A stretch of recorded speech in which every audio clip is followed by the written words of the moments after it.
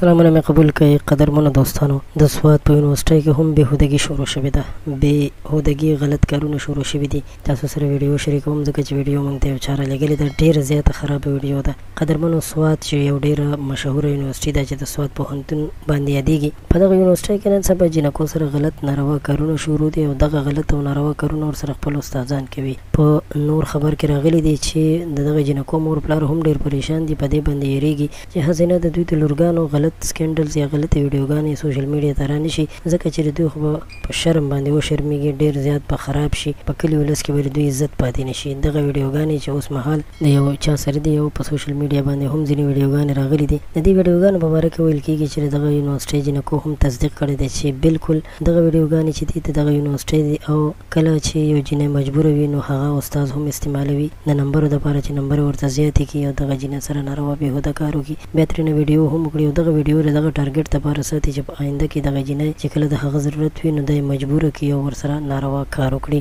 زموږ په تعلیمي ادارو کې داسې بېهوده کارونه شروع دي. د دې نه وړاندې د یو بل یونیورسټۍ په باره کې هم دغسې انکشافات شوي وو چې هغې کې هم دغسې غلط کارونه شوي او دا دویم ځل دی چې په بله یونیورسټۍ کې دا کارونه کېږي. د حکومت وخت نه مو غوښتنه ده چې نور دی د دې خلکو احساساتو سره لوبې نه کوي. داسې بېهوده خلک دی په کرسۍ باندې نه کېنوي چې هغوی قوم بچو ته نه ګوري او دوی سره ناروا کارونه کوي. یقینا چې ډېره افسوسناکه خبره ده. د هغه مور پلار په زړه باندې به څه تېرېږي؟ کوم مور پلار چې خپل بچي په دغه یونیورسټو کې د تعلیم دپاره ورلیږي، د سبق دپاره، د درس دپاره یې ورلیږي. په دې خبره اورېدو سره موږ هم ډېر زیات خفه شو، خو د خفګان خبره ځکه ده چې د دې په خلاف اواز اوچتول پکار دی.